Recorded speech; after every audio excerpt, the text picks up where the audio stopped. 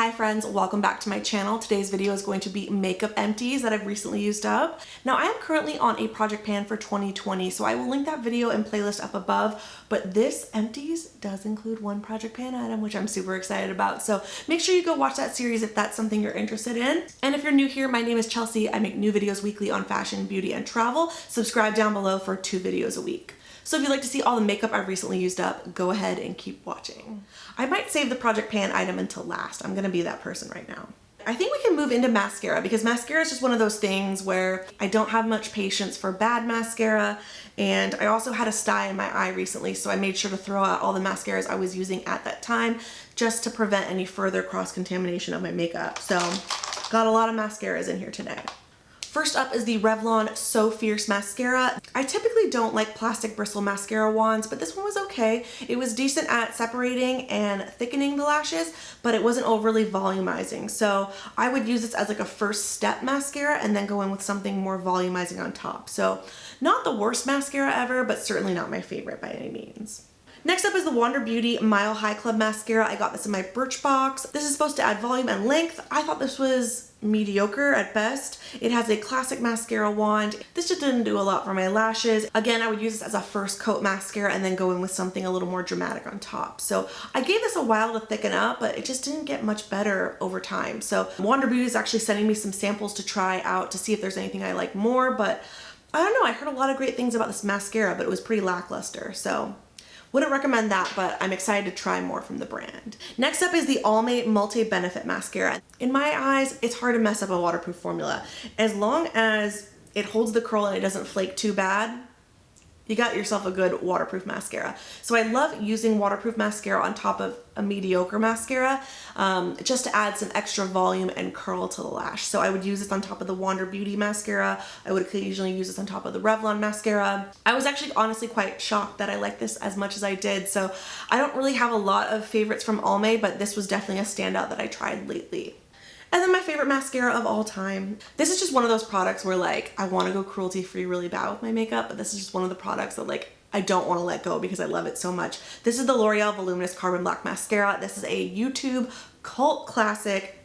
If you go back on my channel, this is like, I've been talking about this since like 2012. I love this mascara so much. It is an extremely thickening and volumizing formula. It is cheap, it's at the drugstore, and make sure you get the one that says carbon black on it. This is just my all-time favorite mascara. Like anytime I wear it, people ask like, oh my god, are you wearing lashes? Like your lashes look amazing. It's always that mascara. Okay, in terms of liquid eyeliners, these are 2 that I actually picked up overseas that I finally used up, but like they still have juice in them. But I didn't want to risk any eye infection by using them too long, so I'm putting them to bed. But these are 2 absolute standout liquid eyeliners. They both have calligraphy style pens. So the first one is the Can Make Tokyo Lasting Liquid Liner. Super duper black, super duper inky, super duper waterproof. Then we have the Heroin Make Smooth Liquid Eyeliner, and this is a waterproof formula. Again, super duper black, calligraphy style pen. Love both of these. I'm getting rid of them, not because they're dried up, but because I've been using them way too long, like probably like a year each. I think one of these I picked up in Japan, and then one of these I picked up in Taiwan when I was over there a couple years ago. You can find these on like a lot of Asian beauty retailers online, but also on Amazon. So I will link these and all the products mentioned today down below. I used up a lip liner. This is the Shades by Shan Mission Lip Liner, and I accidentally sharpened this because I didn't know when I got it, it was a twist up. This also comes with a sharpener in the very bottom, so that's handy for creating that precision type tip. Shades by Shan is a local indie brand. I love them. They have really wearable but also trend driven makeup. They have eyeshadows, they have blushes, they have lip kits, they have glosses. I'm actually wearing 2 of their glosses today. And they do have a charity element of their business where they give back to single moms. So I really love they're a makeup company with a mission. Gotta love it. I have 2 eyebrow products that I used up. First is the Juice Beauty Brow Gel in the shade Medium. I love this so much. I used it up rather quickly. It is the tiniest little brush and it deposits a little bit of color and a little bit of hold. So if you like something that's kind of in the middle that adds color and texture and shape, but also gives you that hold, look for something like this. Doesn't leave you crispy. They are a clean green beauty brand, so gotta love it. Definitely find this at Credo Beauty, but they might also stock it on Ulta. I will of course link it down below. And then It Cosmetics actually launched 2 new versions of their Brow Power last year, and this is the Brow Power Micro. Huge fan here of their Brow Power. It is a universal taupe colored brow pencil, and it always has the pencil on one end and the spoolie on the other. I think that the micro is my new favorite. I used to be a fan of the fatter tipped brow pencils, but over the years, I've grown to really, really like the precision ones. But what I found after using the chubbier tipped brow pencils for years is that when I started using the more precision tipped ones, I like the look better. So sometimes taking your time with your makeup does yield a better result, and that's what I found with this. I actually have a huge back stock of brow products at the moment, so not in a rush to go repurchase this, but definitely was a huge standout from it, and one I'm really excited that they now have in their line. So definitely wanted to recommend that. Huge fan of the new Brow Power Micro Pencil. This is a product that I'm going to retire because it's long gone, expired, but it's a product I absolutely adore and would consider repurchasing in the future. This is the By Terry Ombre Black Star. This is just a really amazing eyeshadow stick. The shade I have is Misty Rock. It's the most beautiful, shimmery, bronzy mauve color, and depending on how you sheer it out over your eyes, it can take on a lot of different looks. Shimmery particles are microfine, and it adds a ton of sparkle and glimmer to the eyes. I absolutely love this for like a nighttime smoky eye look. And you can blend it out super easily just with your fingers, so you don't need any brushes with this. If you're looking for something that's just like an easy, no fuss, sultry, smoky eye look, go with Misty Rock by Terry. Huge fan of that. There's definitely gonna be a gap in my collection once I let this go. So sad, but I need to retire it, but I absolutely love that product. This is another product I'm retiring. I just really didn't use it that much, and it's beyond expired. So this is the Lumi True Match Glow Amour by L'Oreal Paris.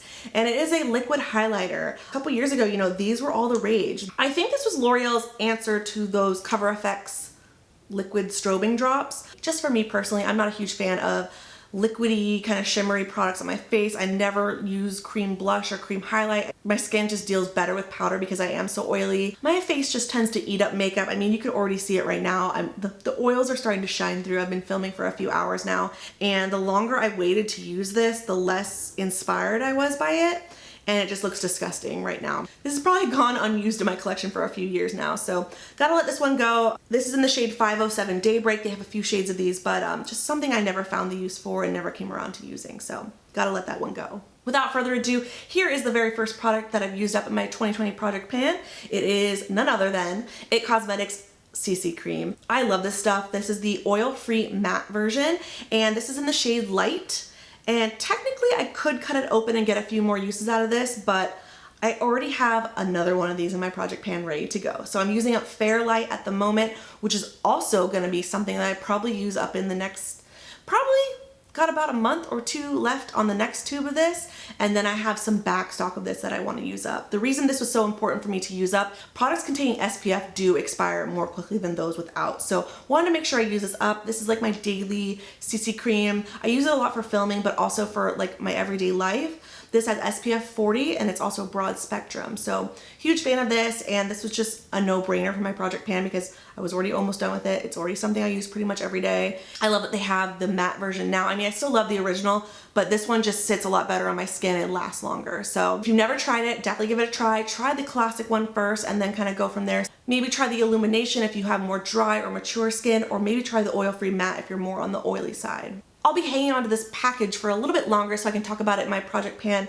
update for Q2, so stay tuned for that. Make sure you subscribe below so you don't miss it. All right, there you have it. That is a wrap for today's Empties video. Hope you enjoyed it. I am going to link my Empties playlist up above so you can catch up on some of my other videos in this series. I love doing these videos. They're so satisfying to watch, but also to film. Leave me comments down below with your questions or video requests. I would love to hear from you. Please hit the video with a thumbs up if you liked it, and I'll see you very soon in the next one.